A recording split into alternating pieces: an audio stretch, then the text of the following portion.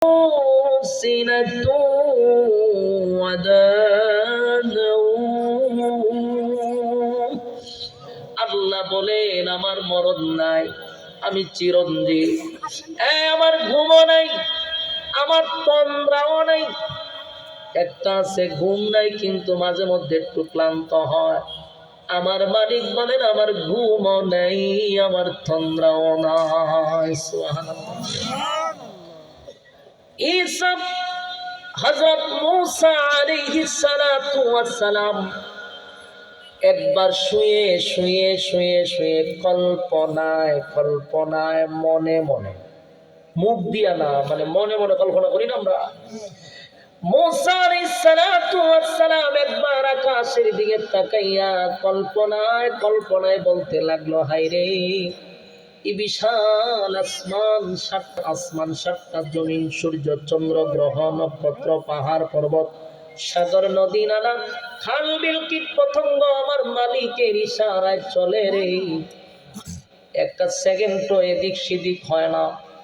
মালিকের হুকুমে প্রতিদিন সূর্য কোন দিক দিয়া ওঠে? পূর্ব দিক দিয়া ওঠে। বস্তু যায় কোন দিকে? কোনদিন কি মিস হইছে যে আজকে তাড়াহুড়া করতে গিয়ে পশ্চিম দিকে উঠে গেছে? মূসা আলাইহিস সালাতু ওয়াস সালাম বলেন এত সুন্দর করে প্রতিদিন এত সুন্দর করে সময়ের সাথে সে ডিউটি পালন করে যাচ্ছে, সব ডিসিপ্লিন খুব সুন্দর, মালিকের অর্ডারে সব চলতেছে। মালিকের কি একটু ক্লান্ত লাগে না? আমার আল্লাহর কি একটু ক্লান্ত লাগে না? উনি কি রেস্ট নেয় না? এই কথাগুলি মূসা নবী এমনিতেই মনে মনে ভাবতেছে আর আকাশের দিকে তাকায় আছে। এটা ওনার মনের কথা, এটা কিন্তু মুখের কথা না। ছোটবেলা আমরাও চিন্তা করছি, আমার ওখানে স্মরণ আছে।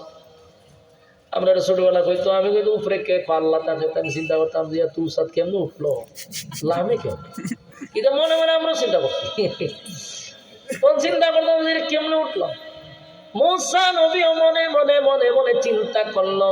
হঠাৎ করে তাকায়া দেখে জিবরাইল পাশে দাঁড়াই দিছে। মূসা নবী ঘটনা কিতা? জিবরাইল তুমি কিতা? ঘুমায় ঘুমায় বুঝি তুই চিন্তা করো আল্লাহ কেমনে ঘুমায়, আল্লাহ ক্লান্তি আসেনি? মূসা নবী লাভ দিয়ে উঠে বইয়েছে সব বোনা। আমার মনের কথা মুখ দিয়ে কইছি না, তুমি জানলা কেমনে? জিবরাইল কি গায়েব জানতো? হ্যাঁ আশেখ রাসূল কথা বললেন, জিবরাইল গায়েব জানতো?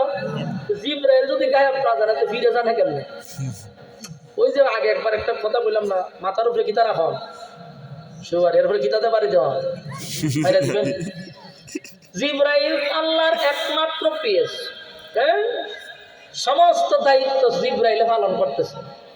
জিবরাইলে গায়েব জানে না, আর জোড়া এয়ারলাইনটা গায়েব যায় না। জিবরাইল আলাইহিস সালাতু ওয়াস সালাম বলেন জানার ক্ষমতা আমার নাই, তোমার মনের মধ্যে কি হয় এটা আমি জিবরাইল জানার ক্ষমতা নাই। যিনি জানেন তিনি আমারে জানাইছেন। সুবহানাল্লাহ। জিবরাইল কয় মুসা পয়গম্বর ঘুমায়া ঘুমায়া বুঝি চিন্তা করে? জিবরাইল সব মনের কথা, মনে মনে ভাই প্রতি শান্তি নাই। হয়তো কি ঘটনা ঘটলো কি তুমি এলাকে রে, আল্লাহ আপনারে পানিশমেন্ট দিবে। মুসা কই রে মনে মনে ভাইব্য শান্তি নাই, পানিশমেন্টটা কি? কয় আপনি যেহেতু মনে মনে ভাবছেন, মনে মনে উত্তর ভাইবেন, এক কাজ করেন, দুইটা গ্লাসও পানি ভর্তি করেন। গ্লাসও পানি ভরছে, দুই হাতের তালো তুলে এখানে দেখেন পানি এক ফোঁটা পড়তে পারবে না, গ্লাস তো দূরের কথা। আচ্ছা কোন চান দুই গ্লাস যদি আতুই বলে হারি যাবে, লড়তে পারবেন আপনি? পানি পড়লে কিন্তু খবর আছে। মুসা নবীতে এমনি রাগ বেশি, মুসা নবীর মেজাজ আছেন গরম। মুসা নবীর দুই হাত তুলে হারবে, জিবরাইল পানি পড়তে পারতো না, ওইয়া জিবরাইল গেছে গা। কতক্ষণ দাঁড়ায় থাকতে হবে, কতক্ষণ ইতে কিছু হয়ে গেছে না। মুসা নবী সারাটা দিন দুই হাতে গ্লাস দিয়ে দাঁড়াইতে দাঁড়াইতে দাঁড়াইতে ক্লান্ত হয়ে গেছে। আচ্ছা কোন চান ক্লান্ত হইলে কিসে ধরে? ঘুমে ধরে। মুসা নবীর ক্লান্ত শরীর নিয়ে ওনারা ধরে লেছে ঘুমে। খারইয়া তার ঘুমানি যায় না, ঘুমের বাবে ধরে, কিন্তু ঘুমে ডাইরেক্ট ধরতে পারে না, কারণ খার হয়েছে তো ঘুমের বাবে যখন ধরে তখন শরীরে একটু লাড়াছাড়া দেয়। ওখানে দাঁড়াইছে ক্লান্ত শরীরে, হঠাৎ করে যখন বাবে ধরছে ঘুমে লাড়া মারছে, লাড়া মারতে দুই গ্লাস পেরে গেছে। ওইরা গ্লাসও ভাঙছে, বানিয়ে বসছে। এমনি জিব্রাইল দাঁড়াই গেছে। মুসা নবী ছায়াতে জিব্রাইল খারাপ। জিব্রাইল খামটা কিতা করছে? খাম কিতা করছি পরে সারাদিন যে আমি এর রইলাম, সারাদিন তুমি একবারও আইলা না, ঘটনা কি? গ্লাসও বাংলো, ভানিও বললো, তুমিও আইলা, ঘটনাটা কিতা? বললেন ভানি ভালাইলেন কেমনে? ভাই আমি ইচ্ছা করে ভালাই নেই, আমার ঘুমের বাবে ধরছিল, যার কারণে আমার হাত আমার নিয়ন্ত্রণে ছিল না। জিব্রাইলের দিকে কতক্ষণ ঘুমাইছেন আপনি? মুসা নবীর মেজাজটা কেমনি এমনি গরম, আরো গরম করে নিয়েছে। হয় বেড়া ঘুমাইতাম কতক্ষণ, আবার দাঁড়ায় রয়েছি, দাঁড়ায় কি মানুষ ঘুমায়নি, ঘুমের বাবে ধরছে, বাবে। তো বাপটা কতক্ষণ ছিল? পৌঁছার মেজাজটা কেমন গরম হয়, বাবে আবার কতক্ষণ থাকতো। হালকা লারা মারছে, আমার শরীরে বাপ আছে ঘুমে, এর ভিতরে খাম ঘটে গেছে না। জিব্রাইল হতে 1-2 মিনিট হইতো না, ধর্মীয় শরীরে বাপ আছে ঘুমে, এক জাকনিতে আমার নিয়ন্ত্রণ হারাইছে। বারবার বারবার জিজ্ঞাসা করে জিব্রাইল, এ মুসা পয়গম্বর বলেন না কতক্ষণ ঘুমাইলেন?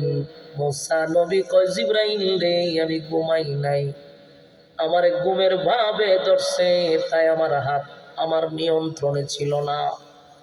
মুসা নবী বারবার বোঝাইতেছে। জিব্রাইল কয়, মুসা রে মনে মনে ভাবছিলেন, কল্পনায় কল্পনায় ভাবছিলেন, তাই আমার মালিক আপনারে কল্পনায় কল্পনায় উত্তর দিয়া দিছে। মুসা নবী হঠাৎ করে চিন্তা করলো, কথা তো ঠিক, সেজদায় পড়ে কান্না শুরু করছে। মালিক বুঝতে পারি না, আমি মুসার হাতে বেশি কিছু ছিল না, 2টা গ্লাস ছিল, পানি ভর্তি 2টা গ্লাস লইয়া দাঁড়াইলাম। 1 সেকেন্ডের ঘুমের ভাবের কারণে আমার 2 হাত আমার নিয়ন্ত্রণের বাহিরে চলে গেল। আল্লাহ, আমার 2 হাতে তো 2টা গ্লাসই ছিল, আর তো কিছু ছিল না। কিন্তু আপনি মালিকের হাতে 7 আসমান 7 জমিন কুল কায়নাত আপনার হাতে নিয়ে বসে আছেন। মালিক আপনি যদি ঘুমান, আসমান কি থাকবো?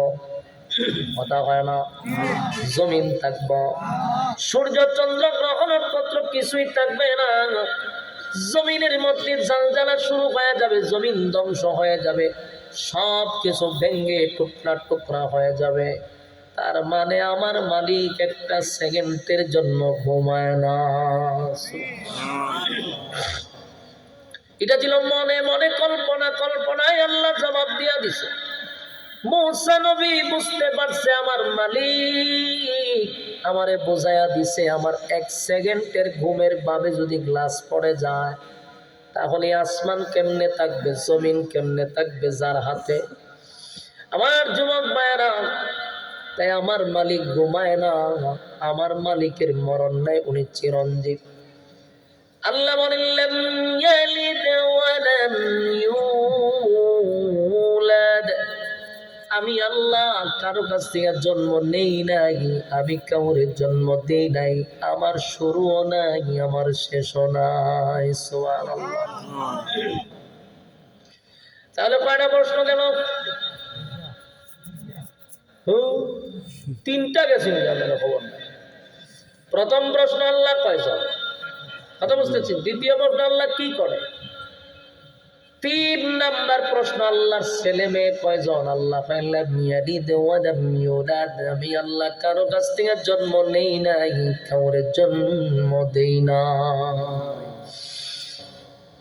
তাদের 3 প্রশ্নের জবাব আমার মালিক দিয়া দিল।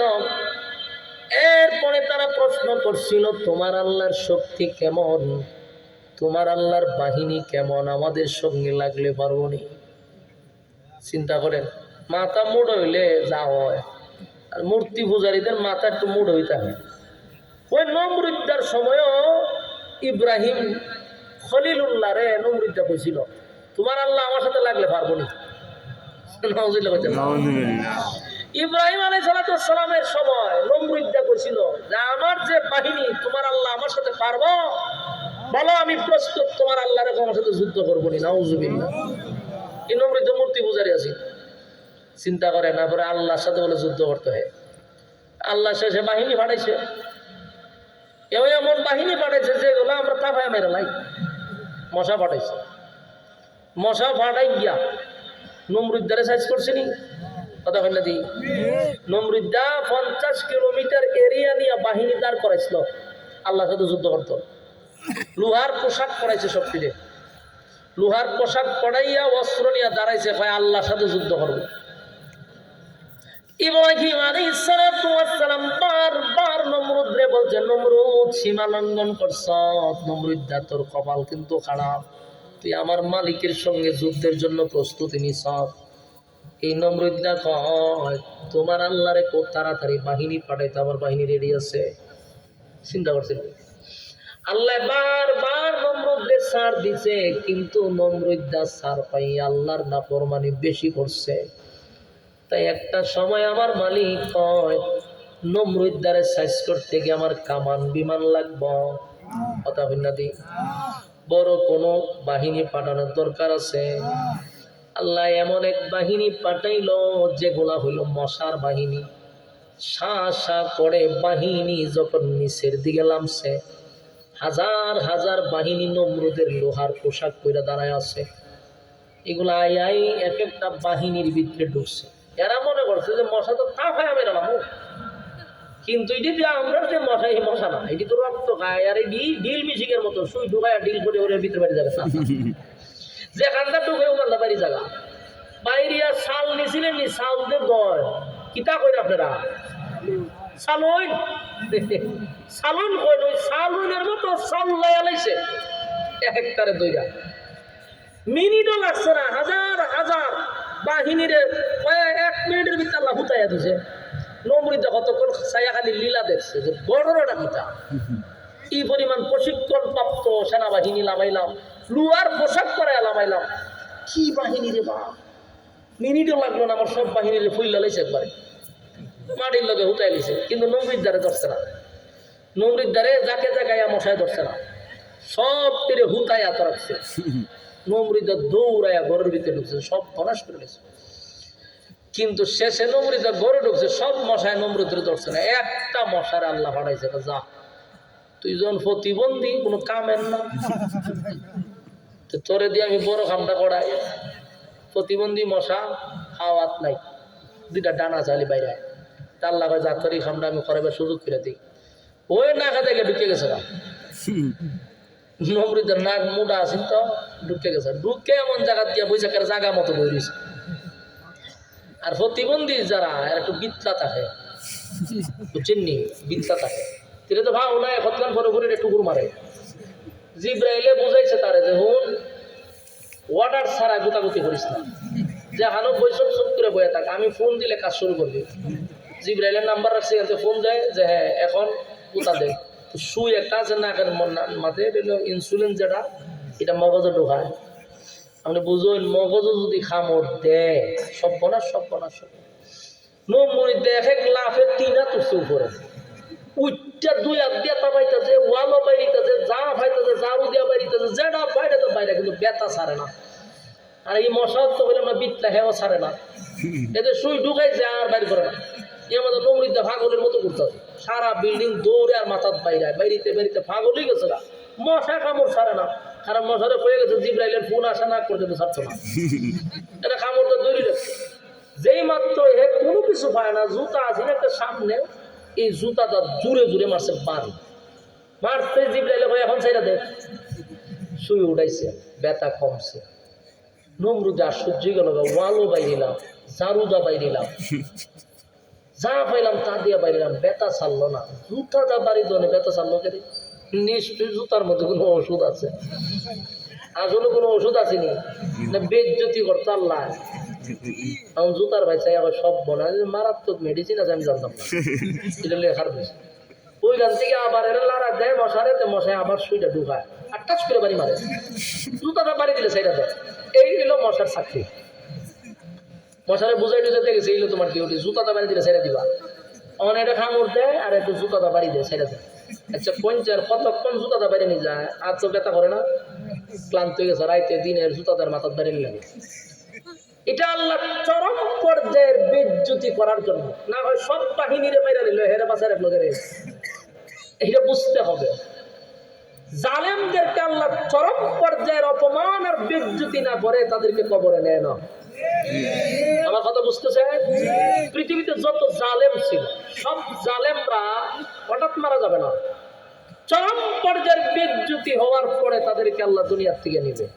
এই পৃথিবীতে যত জালেম আছে, এখনো যে জালেম গুলা আছে, বাচ্চা আছে, মরছে না, এই জালেম গুলাদেরকে বলবো এখনো তোমাদের কাজ শেষ হয়েছে না, জুতার বাড়ি তোমার কপালে এখনো রইয়া গেছে, জুতার বাড়ির লেগে অপেক্ষা করো। কারণ নমরুদের জুতা ওখানে মাথার উপরে আছে সবাই, যে কোনো সময় নমরুদের জুতা সবাই বাইরে, ওই বুঝসার একবার বাইরেছে আল্লাহ, নমরুদের জুতা ওখানে আছে চিড়িয়াখানাত। এইভাবে ঘুরে ঘুরে ঘুরে ঘুরে ইন্ডিয়া হয়ে বাংলাদেশ জুতা বাইরে লইতে থাকে। বাস্তব না বাস্তব? মুদিরও বাইরে জুতা দিয়া আমরা আম্মা তো গেলে গেছে গা, আমার আর মুদির আল্লাহ একসাথে বাইরে। জালেম সব তুলারে চরম পর্যায়ের বেজ্জতি না করে আল্লাহ কবরে নিবে না। রে নমরুদ্দা জুতা দা বাইরে মশা ছেড়ে দেয়, এইভাবে চলছে তো চলছে, কিন্তু ওখানে আর বাড়িতে পারে না। কত বাড়িতে কাজ করতে পারে না, জুতা দা বাড়ি লাগে। বিজ্ঞপ্তি দিছে জুতার দা বাড়ি দিলে 1,000 টাকা বেতন, চাকরি। আচ্ছা পঞ্চায়েত শাহরিয়ার কবির যে মুরগি চূড়া, এর যদি কেউ কয় বলে হেরে জুতা দা বাড়ি তাহলে মাসে 5,000 টাকা 10,000 টাকা বেতন, বাংলাদেশের লক্ষ মানুষ চাকরির লেগে হারিত না? আমিও তো কমো যে টাকা লাগতো না, আরো 10,000 টাকা প্রতি মাসে আমি দিব, কিন্তু আমার দায়িত্ব লইবার জুতাটা বাইরে। এরকম দায়িত্ব নিবার লেগে অনেক মানুষ পাগল। তো নমরুদ্দা তো আর ভালো মানুষ আছেন না, হের যুগেও মানতে হয় যে এই দায়িত্ব আমি পালন করব। একজনের দায়িত্ব নিছে, প্রথম শখে শখে আর জুতাটা বাইরেছে, বাড়িতে বাড়িতে বাড়িতে বেচারাও ক্লান্ত হয়ে গেছে। কত বাড়ি তো রেস্ট নাই, খানা খাইতে গেলে বাড়িতে জুতা দাম, যে খানার থেকে উঠতে বাড়ি দেওয়া লাগে, বাথরুমে গেলে খাইতে বাড়ি দেওয়া যাবে, আবার বাড়ি দিয়ে বাথরুমে যাওয়া লাগে। এর কাজ করলো গুণ সব হারাম, খালি জুতা দা বাড়িতে বাড়িতে। শেষে চিন্তা করলো আমি তো চাকরিটা ছাইড়া দিই, তাও তো আমার গরদান লয়ে যাবো, আর আমি যদি চাকরি করতে তাই তাও আমি মরে যাবো।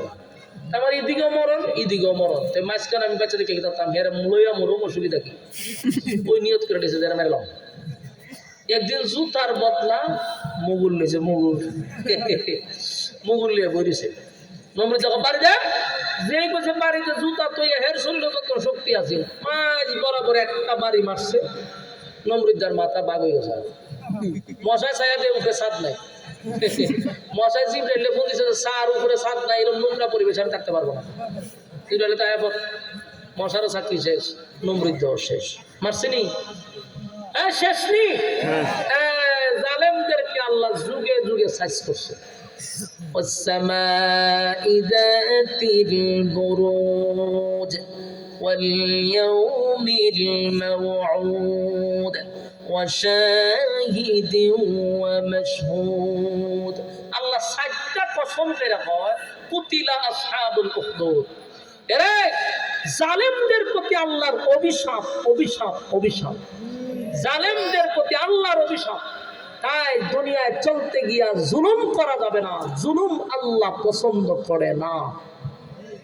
এটা আপনি শুরু নেতা হন, বড় নেতা হন, ফাতি নেতা হন, আর যে মাঝারি নেতা হন, যেখানেই আপনি জুলুম করবেন অপেক্ষায় থাকেন, জুতার বাড়ি আপনার কপালে আছে। কথা হয় না? আপনি এলাকার ফাতি নেতা, তো ফাতি নেতায় যে এলাকার যে আপনি জুলুম করতেছেন, মানুষের হক নষ্ট করতেছেন, মানুষের উপরে জুলুম করতেছেন, জান্নারে কেন ফাতি নেতারে তোর জুতাটা না বাইরে নি পর্যন্ত আল্লাহ খবর নিত না, অপেক্ষা করতেই। আল্লাহ বলেন নমরুদ আমি শেষ করছি, ফেরাউন্নারে ক্ষমতা দিছি, ফেরাউন আল্লাহ ক্ষমতা দিছিল। ফেরাউন্নার আল্লাহ এত বড় ক্ষমতা দেওয়ার পরও ফেরাউন্না আল্লাহর সাথে ফল্টি মারছে, তাই ফল্টি মেরে দিছে। একদিন ভাই নিজে বলে খোদা চিন্তা করতে, আল্লাহ ভাই আমি তোর 40 বছর অসুস্থ করলাম না, সুস্থ রাখলাম, একটা সর্দি হইল না, তোর এত বড় রাজত্ব দিলাম, তখন রাজত্ব ভাইয়া হামাইন্নার বুদ্ধিতে হ্যাঁ খোদা দাবি করেছে। ফেরাউনের জীবনীটা যদি আপনি পড়েন, আমি পড়ছি কয়েকবার, আমি দেখলাম ফেরাউনের যতটা দোষ এর থেকে বেশি দোষ আছে, এর সাথে যেটা দেখতো হামান, এই সূরায় সমস্ত বুদ্ধি দিয়ে হের এই জায়গা পর্যন্ত বাড়ছে। এই জন্য সঙ্গী ভালো হওয়া দরকার। বন্ধু যদি খারাপ হয় তে আপনারা ইয়াবা পর্যন্ত খাওয়াইব, ট্যাবলেট খাওয়াইব। আচ্ছা এই যে মাঝে যে সিগারেট খায় ভোলাবানো, এটা কি এমনি এমনি টানে? এটা আপনি ওইটা সাড়ে নজন যদি তুফান তাহলে গিয়া দেখবেন কোনো না কোনো বন্ধু এরা টান শিখেছে। প্রথমে এরা মাগনা হয়তো দুষ্টাকে টান দেয়, আর কি আলাদা একটা টান দেয়, হেরে যে টান দেওয়াইতে দেওয়াইতে পরে দেখো তোরা টান দেওয়া শিখেছি অন আমার খাওয়া। এই জন্য বন্ধু ভালো হতে হবে। বন্ধু যদি খারাপ হয় তাহলে কিন্তু অস্তিত্ব থাকে না। সঙ্গীটা ভালো রাখবেন। বন্ধুয়ে জাহান্নাম পর্যন্ত আপনার নিব, বন্ধুয়ে জান্নাত পর্যন্ত নিব। বন্ধু নির্বাচন করতে হবে। কথা কি বুঝে না মা? আমার যুবক মা, রব্বে কারিমের সঙ্গে নমরুদ যুদ্ধ করতে চাইছে, টিকতে পারছে? কথা বলেন, টিকতে পারে না। আমার আল্লাহ সাইজ করে ছেড়ে দিছে। এবার আসুন, ওই মক্কার মূর্তি পূজারীরাও নবীর কাছে আইসা বলে, আপনার আল্লাহ কি আমাদের সঙ্গে লাগলে পারবো? আল্লাহ শেষের অংশে বলেন,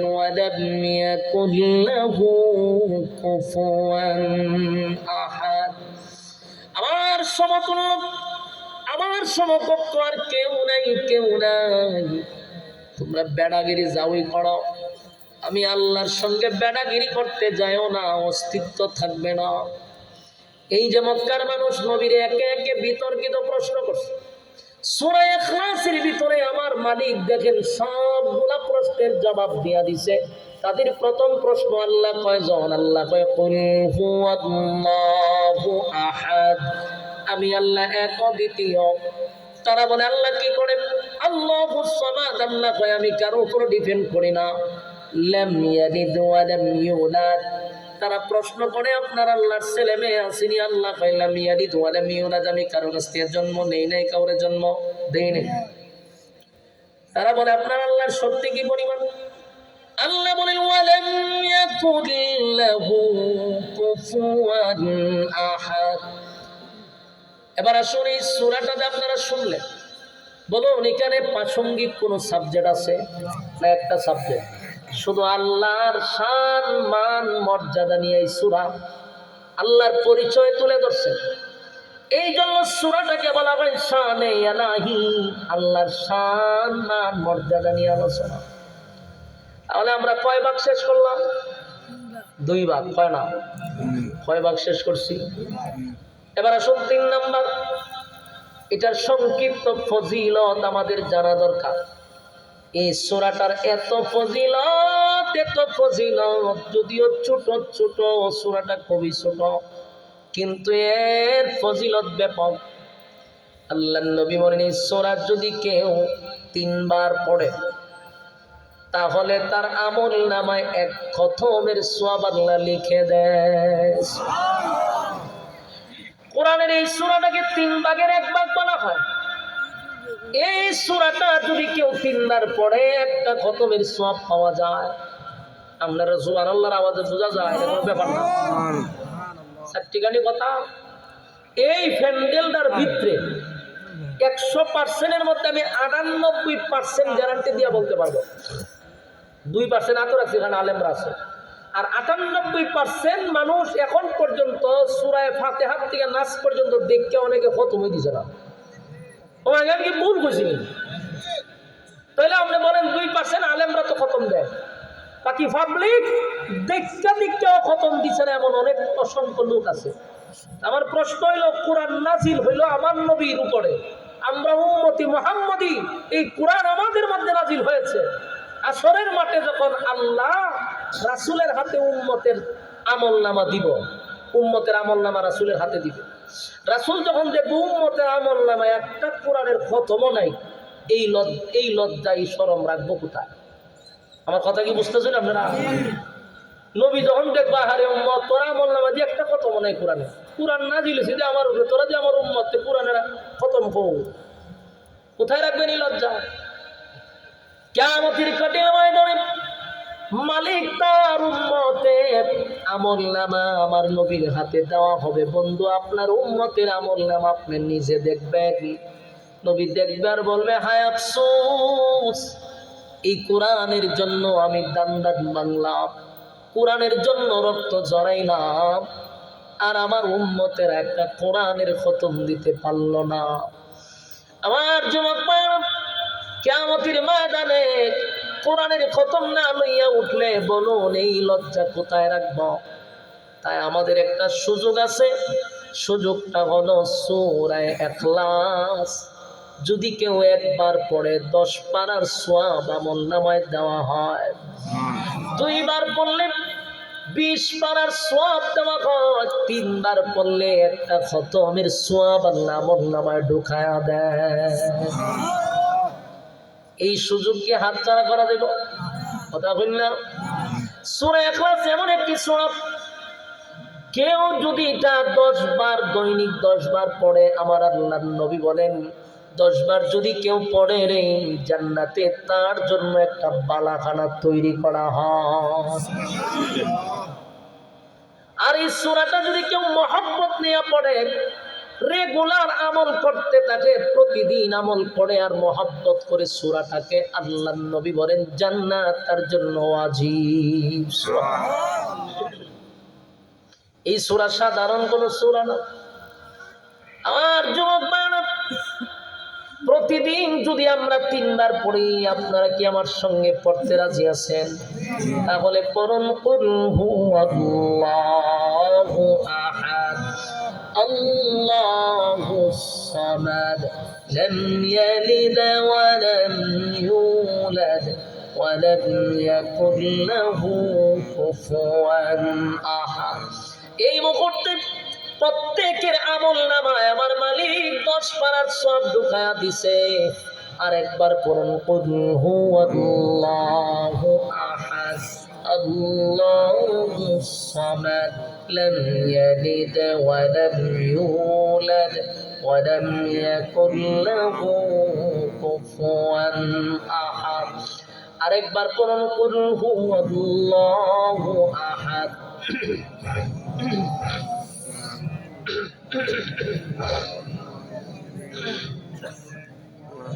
ওয়ালাম ইয়াকুল লাহু কুফুয়ান আহাদ। এই মুহূর্তে আমার সঙ্গে যারা পড়লেন, মাইকের আওয়াজ যত দূরে যায় গো, তারাও যদি আমার সঙ্গে পড়ে, তাকে আল্লাহর কসম প্রত্যেকের আমলনামায় এই মুহূর্তে একটা করে কোরআনের খতমের সওয়াব আছে। চিৎকার দিয়া কোন সুবহানাল্লাহ। সচরাচর আমরা মাহফিলে গেলে, বাড়িতে যাওয়ার সময় এক খতম কোরআনের সওয়াব নিয়ে যেতে পারি না। মাহফিলে বসলে পরে আমরা সচরাচর নেকি নিয়ে যাইতে পারি না। অধিকাংশ মাহফিলগুলাতে এখন হয় বিভিন্ন যাত্রা পালার মতো, বিভিন্ন সমালোচনা গীবতে আমরা পুরা মাহফিলটারে বরবর করে রাখি। আমরা সচরাচর ইবাদত বন্দেগী নিয়ে বাড়িতে যেতে পারি না। কিন্তু আজকে এখানে বসার কারণে প্রতিটা মুসল্লিদের আমলনামায় একটা করে কোরআনের খতম আল্লাহ বাড়ি দিয়া। এই এলাকার মুর্দাগানের কবরে যেন আল্লাহ সওয়াব পৌঁছায়া দেয়। সকলে কোন আমিন। আমার যুবক ভাইরা, এখানে শেষ নয়। সূরা ইখলাস যদি কেউ তেলাওয়াত করে রে, প্রতিদিন প্রতিদিন প্রতিদিন আমলটা করতেই থাকে, কন্টিনিউ করতে থাকে। আল্লাহর নবী বলেন তার সম্মান আর মর্যাদা আল্লাহ বাড়ায়া দেয়। সুবহানাল্লাহ। এই সম্মান বেড়ে যাবে গো, ইজ্জত আল্লাহ বাড়ায়া দিবে। পয়গম্বর একবার যুদ্ধের ময়দানে গেছে যুদ্ধ করার জন্য, সাহাবায়ে কেরামদেরকে লইয়া নবী যুদ্ধের জন্য প্রস্তুতি নিচ্ছিল। হঠাৎ করে নবী তাকায়া দেখে প্রচন্ড রৌদ্রের মধ্যে অন্ধকার হয়ে গেছে, আকাশটা যেন মেঘাচ্ছন্ন হয়ে গেছে। আল্লাহর নবী আশ্চর্য হইয়া তাকায়া রইল, ঘটনা বুঝলাম না। প্রচন্ড রৌদ্রের মধ্যে মরুভূমিতে কিছু জায়গা, কিছু এরিয়া দিয়া অন্ধকার হয়ে গেল।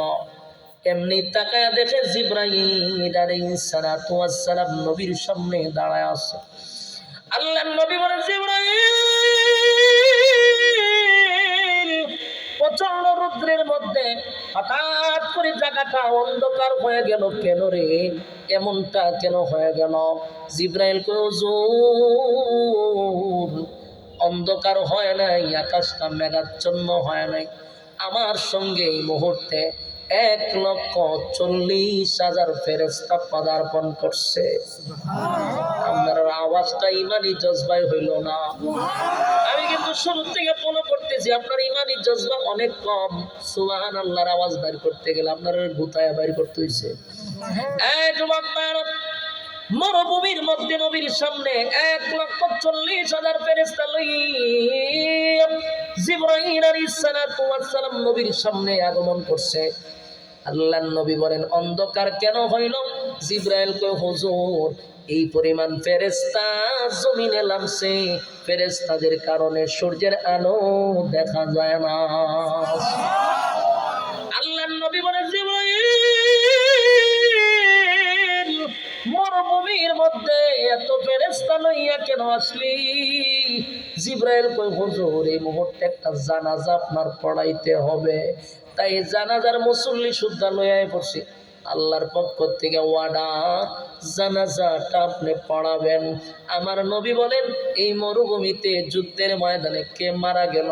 বলে, নবী গো, মারা গেছে আপনার একজন সাহাবী, নাম হইল আপনার একজন সাহাবী মুআবিয়া ইবনে মুআবিয়া, দুনিয়ার থেকে বিদায় হয়ে গেছে। নবী কয়, সে তো মারা গেছে মদিনায়। বলে, হ। তা আমি কই, আমি যুদ্ধের ময়দানে 100 কিলোমিটার যদি দূরত্ব হয়, কেমনে রে আমি এখন গিয়া তার জানাজা অ্যাটেন্ড করব? আল্লাহর নবী বলেন, সে মদিনায় আর আমি হলাম যুদ্ধের ময়দানে। জিবরাইল কয়, চিন্তার কোনো কারণ নাই, আপনি জানাজা শুরু করেন, প্রস্তুতি নেন। সাহাবায়ে কেরামদেরকে লইয়া আল্লাহর হাবিব জানাজার কাতার বন্দী হইল, কাতার সোজা করল। জিবরাইল কয়, হুজুর আপনার প্রথম কাতারে 70,000 ফেরেশতা, পিছনের কাতারে আছে 70,000 ফেরেশতা। চিৎকার দিয়া কোন সুবহানাল্লাহ। আল্লাহর হাবিব আশ্চর্য হয়ে গেল, মুআবিয়া ইবনে মুআবিয়া মারা গেল, আর আল্লাহ রাব্বুল আলামিন এতগুলা ফেরেশতা তার জানাজার জন্য পাঠায়া দিল। যুদ্ধের ময়দানে আমারে জানাজা পড়ানোর জন্য অর্ডার দিল। জিবরাইল কয়, হুজুর আপনি জানাজার জন্য প্রস্তুতি নেন। নবী কয়, মুআবিয়ার লাশ কোথায় আর আমি কোথায়, কেমনে রে জানাজা পড়ায়? বলে, হুজুর আপনি দাঁড়ায়া যান।